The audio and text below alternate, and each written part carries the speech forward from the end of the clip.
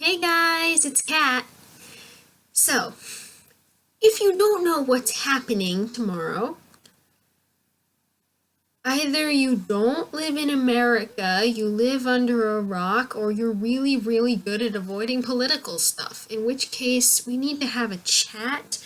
Because I would have loved to have gone 24 hours without hearing anything about the election.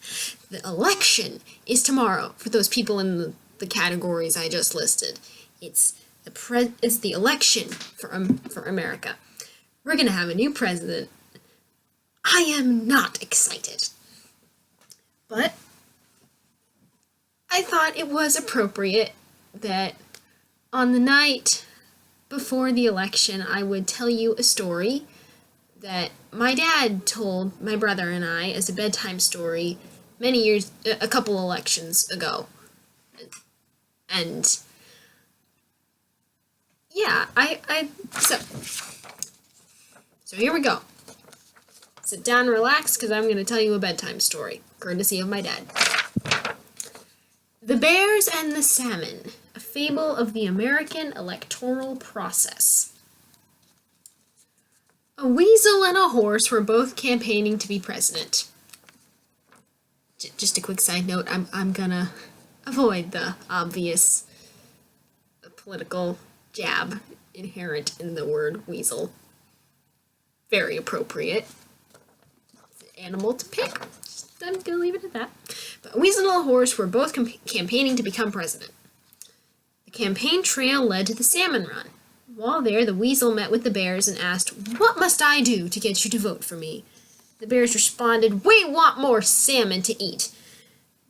"I'll get you more salmon," promised the weasel. The weasel then went to the salmon and asked, "What must I do to get you to vote for me?" To which the salmon replied, "Get rid of the bears, they eat us for food."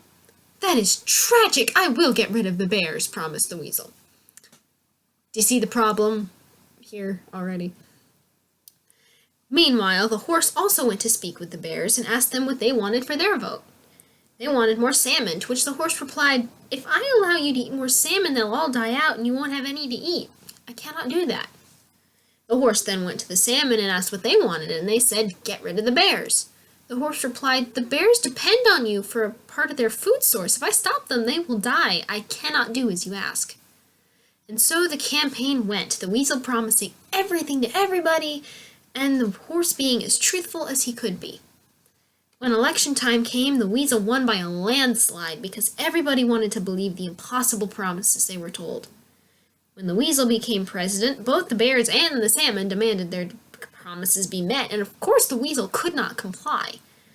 So everyone was unhappy and began to grumble about how bad a president the weasel was. When the next election came around, the bears and the salmon all decided to vote for someone different.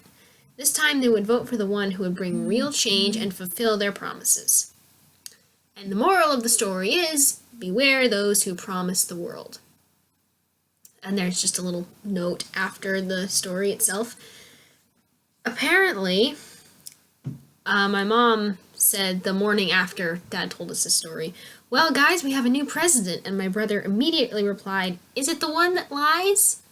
And Dad says that without even knowing who won, he had to admit that yes, it probably was.